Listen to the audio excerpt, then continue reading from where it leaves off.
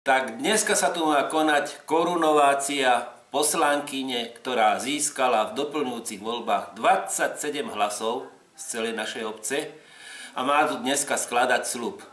Vzišla z tých podvodných, zmarených, neslobodných, protiústavných volieb, o ktorých všetky orgány vedeli, a teraz ide slávnostné dokonanie podvodu.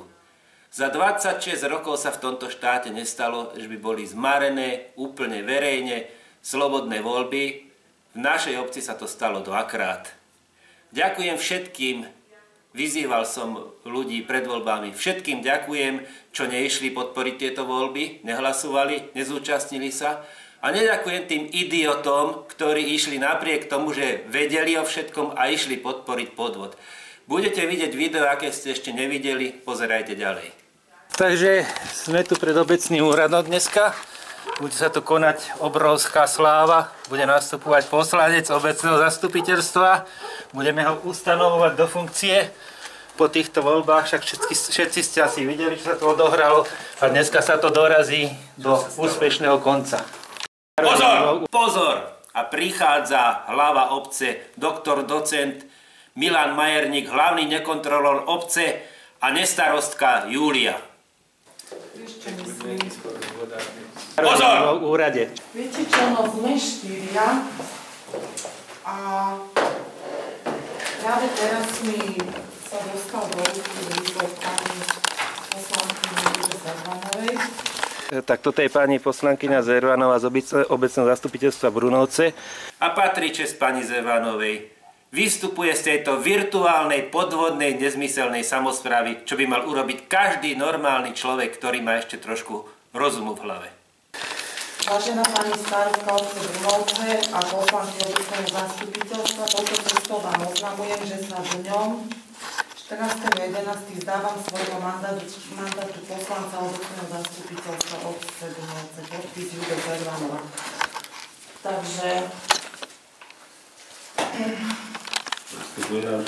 Takže bude náhradník, ale tak môžeme spraviť zastupiteľstvo. Sme 4, takže sme uznášania schopní. Dobre? Ja tuto napíšem. No a dneska v tom prvom bode malo byť zloženie sľubu novozvoleného poslanca Lucie Bánovskej, ale bohužiaľ je v nemocnici, takže tento sľub ona urobí až neskôr. Dobre, takže na budúcom zastupiteľstve. To znamená, že na budúce zastupiteľstvo pozveme aj druhého náhradného poslanca Martina Prostovského. No a teraz uvedomte si tú sprostosť. Sme 4, takže si urobíme to zastupiteľstvo.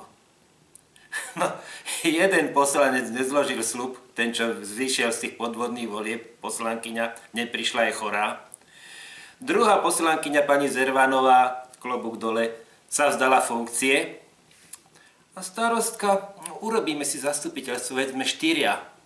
Keby sa nebol ozval švagor hlavného nekontrolóra Jano Mitošinka, tak neviem, ako by to bolo dopadlo. Sledujte ďalej. No. Takže my sme nekompletné zastupiteľstvo. Nekompletné, ja neviem, či môžeme vôbec niečo... My sme zastupiteľstvo nekompletné, akurát sme stále 4 a uznášania schopní. Dobre, ale stále nás je 6. Je nás 7. No pozrite sa, oni nevedia už ani či sú, ani koľko ich je. Je nás 6, nestarostka, je nás 7. Ach vy hlupáci. Je vás 5, 5 vás je a má vás byť 7. Jedna sa vám tu zdala práve funkcie, druhá nezložila sľub, tak je vás 5. Practe sa a utekajte, vy chcete túto vládnuť, no nehambíte sa vy. Až keď zloží sľub, bude nás 7. No tak to potom obidvaja, keď zložia sľub, nie? Ona keď... asi aj tak. No, áno, takže my... Nechceme mladá Rejestruj to, radšej. Tak to je. Ja som telefonovala dneska na úrad. Ale poslancov sa zastane až po zložení Čo ti povedal?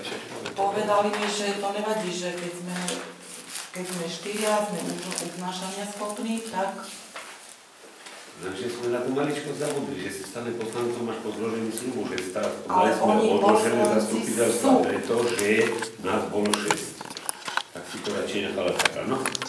Ale nás je stále 6. Lebo nedložili sú. Že sme 4, to nevadí.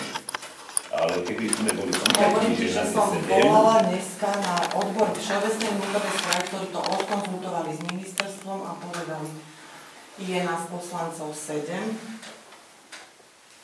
a keďže sme 4, tak sme uznášania schopní. No počuli ste dobre. Toto je vraj tu uznášania schopné. Oni nevedia ani koľko ich je a oni sú uznášania schopní. Oni môžu vás rozhodovať o vašich daňach, o vašich pozemkoch, o všetkom, o elektrike, o vecných bremenách. No prosím vás, kto máte trošku rozumu, čo tam sedíte, čo ste ani hubu neotvorili. Zdajte sa, chodte preč, nech sa to tu utvorí odznova, lebo toto je blázinec, aký svet ešte nevidel. To, že a sľub sa zloží na budúce. to je môj názor. Pokiaľ jeden z vás nechce, tak odložíme zastupiteľstvo.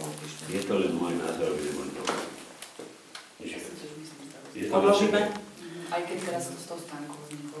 Áno, dobre. Takto, ja trošku opakujem, ja som tiež tak spojil, čo je to ZMOS, mám meno presne pani Franciová, ktorú som konzultoval. Isté, že zastupiteľ koná v takovej zbore, áno, bolo oficiálne, pôvodne máme 7 poslancov. Oni vedia, že zastupiteľstvo môže byť, ale upozorňujú, keď by sa nejaké sporné body sa mohla hlasovať, v našom prípade museli 4:0. A prichádza zlatý klinec programu tradičné vyhadzovanie nestarostkov Júliov. No môžeš odísť. Pozerám, všetci poslanci tam sedeli, vlastne sú tam len do počtu, nikto neprehovoril a v rohu sedí za ich stolom nejaká neznáma bledá tvár. Ja môžem odísť, občan, a neznáma bledá tvár môže zostať. Tak sa pýtam, čo to je, nejaké tajné zasadanie? Idete niečo tu, čo idete vlastne robiť? Idete oslavovať kontrolorové narodeniny? Alebo víťazstvo nad zákonom a ústavou? Alebo čo? Ďakujem, môžeš odísť. Jako? Môžeš odísť. Čo sa stalo? Skončili sme zastupiteľstvo. Jakože ma vyháňate? A nevyháňame... A čo to bude, nejaké tajné rokovanie, alebo čo bude teraz? Ja som povedala, že môžeš odísť. Viem, však môžem, keď ja môžem odísť hoci kedy. Lenže čo tu ako má byť teraz? Prečo by som mal odísť? Je tu voľačo neverejné, tajné? Sa odloží, odklada sa zastupiteľstvo. Ale že čo má byť, Takže prečo môžeš ja mám odísť. teraz odísť? Vy tu všetci ostanete a ja mám odísť. Pán kontrolor. A to je moja osobná vec, trebárs. Ja? No však- tomu, ja som mal narodeniny, aj pozývam. Tak máte Teba tu narodeniny? nechcem. Aha, Dobre, tak na zasadaní máte narodeniny v úrade, čo? Sa snaží, Áno. No nie je to trošku, ale páni poslanci a zastupiteľstvo, nie je to trošku smiešne a trapné, čo robíte. Takú kobojku ste robili, alebo teda starostka, čo robila kobojku s voľbami a teraz toto. To sa nehambíš ani trošku Dovidenia. po tomto všetkom. Jaké dovidenia? Dovidenia. Žiadne dovidenia. Milan, jaký máš názor na priebeh týchto volieb? Zákonnosť týchto volieb, ktoré boli? No povedz. Bolo pondelok. Smutný deň bol pre mňa, pre moju sestru, nás zomrela mamička. Išli sme vybovať formality, ktoré bolo treba robiť pre úradu na matrike. Išiel som domov a nejaký pán... Čo som bol ja? Som sa ťa len slušne opýtal, že čo? Niekto stál pri bráne a ma fotil. Ja hovorím, že fotil ma a vypytoval sa na veci, ktorým myšlienkami som oriente. Hovorím mu, chod na obecný úrad, keď sú ti veci nejasné. No, a ja... Milanko, jedinú vetu som sa ťa slušne opýtal, že čo... Jedinú vetu slušne opýtal a ja som ťa vôbec... Zobrala mamička a on sa takto správa. Vážne poslanci, čo to máme za človeka? Si hlavný kontrolor, Počúvaj, skončil som, slušne dobre. opýtal, že čo je s voľbami, odišiel som preč, vôbec som sa nezdržoval, ty si zavrel dvere a bolo vybavené, nič neslušne sa tam nedialo a nerozčuluj sa, nekrič tu na mňa. Všetko to bude zverejnené. No. No pozrime ho, nerváka. No, zdá sa vám toto normálne správanie? Mne sa zdá voľaký divný. Pozrite sa teraz, mám tu video, ako to v skutočnosti bolo, lebo ešte by ste mu nakoniec uverili, že ja som sa nejak neslušne správal. Milan, niečo sa ťa chce opýtať pre Reporter 24 televíziu. Prečo sú není oznámené voľby, že tu budú v Brunovcách dodatočné? Na úrade som bol a není na úradnej tabuli, teraz to tam už je po termínoch všetkých. Nikto nevie, že budú voľby. Ako to si je kontrolor hlavný? Ako hlavný kontrolor, čo na to hovoríš? No, takže ja som sa ťa veľmi slušne opýtal, teraz sa ťa pýtam potom, že čo hovoríš na ten priebeh a prípravu volieb. Či to bolo zákonné. To, čo sa tu odohrávalo na tej tabuli, prečo neboli voľby zverejnené? Prečo boli zverejnené vtedy, keď sa nedali podať kandidáti? Ani do volebnej komisie, nič. Prečo ich vtedy išla zverejňovať? Prečo si niečo potom nerobil? Nejak si mal zasiahnuť, ak si kontrolór. Nemáš na to žiadne slova. Nemám. Tak nepovieš názor, čo? Na to. Či to bolo v poriadku všetko. Jáno, prosím ťa, my sme čosi preskakali spolu. Vieš, a tretieho, keď už mali kandidáti byť vyvesení, neboli ešte neohlásené voľby. Prišiel som na úradnú tabulu, tu som im to povedal, zavolal som políciu, lebo je to marenie prípravy volieb podľa mňa. A potom išli vyvesovať na úradnú tabulu. Jaký máš ty na to názor? Pre občanov. Jurko, čo ty? No povedz mi niečo na to, taký si rozumný človek. Keď to není podľa zákona, tak to není v poriadku. No. Čo ty má na to? Asi si myslím, že to není v poriadku, keď to není zákon. No samozrejme, to není zákon. No a takéto voľby vy tu viete vymenovať. No ja by som sa, tak jak pani Zervanová spravila, vzdal a zmizol odtiaľto, lebo toto není dôstojný úrad. Naozaj to je nedôstojné a chrápunské by som povedal takto jednať.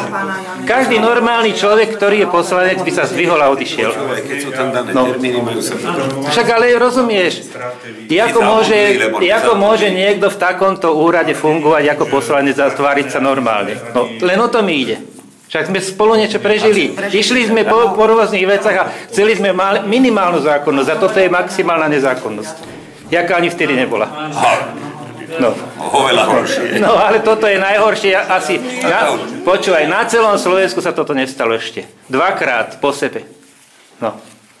Takže nič, no, keď sa vám to ľúbi. A tento pán, môžem sa opýtať, vy ste pán poslanec nový? Nie, ja som tu ako host. A prečo sedíte za stolom? Lebo je pozvaný odo mňa. No tak za stolom, no. Prečo? No nie, a host je ako čo, ako obyvateľ? Nie, viem, samozrejme. Vy viete? No nemusím čítať. Ja nechcem komunikovať. No nie, stačí. Dobre, však ja si to pozriem. Takto si to spravíme. No, pozvánka. A neželám si ešte, aby ste ma natáčali. No keď ste na verejnom zasadaní, tak si môžeme natáčať, čo chcem. Pokiaľ máte dobrý sluch, tak skončilo ani nebolo. Ale čo vy mudrujete, pán? A jak sa voláte? Ale prosím vás, skončíme teda. Toto sa skončilo takým spôsobom primitívnym, že to nemá obdobu. Pani starostka, aký máte názor na tie voľby? Dovidenia. Pani starostka, aký máte názor na tý priebeh tých volieb, zákonnosť? Dovidenia, nech sa páči, tam sú dvere. Jasné, dvere viem, kde sú. Zatváram. Ešte s pani poslankyňou sa chce rozprávať. Dobre, ale potom... No len nerob toto. Vonku. Počkať, čakám na pani poslankyňu. Vonku skončilo zase. No pekne. No videli ste to, ľudia? No ona, táto zákonom chránená, nechcem povedať čo, chytila inžinierku Janu Pavličkovú, poslankyňu, zdrapla ju a strčila ju za dvere, aby som sa jej nemohol opýtať otázku. A ona, táto poslankyňa, ja neviem, či to, ja by som toto ako nemohol akceptovať. No, je toto samospráva? Čo je to? Dno právnej žumpy? Je to debilina, alebo čo? Vy pajtáši tam hore, poslanci a mudrlanti. Takže toto je výsledok vašej práce, ani jeden ste neodpovedali, ani jeden ste sa nevyjadrili k tejto veci, ani orgány, ani jedna falošná píšťala nezapískala. Môžete sa všetci hanbiť. Hanbite sa jak psi. No a ešte PS, aby ste tomu rozumeli len stručne. Prvé voľby komunálne boli zmarené, 3 kandidátom nebolo umožnené kandidovať, starostka nerešpektovala ani rozsudok volebného súdu.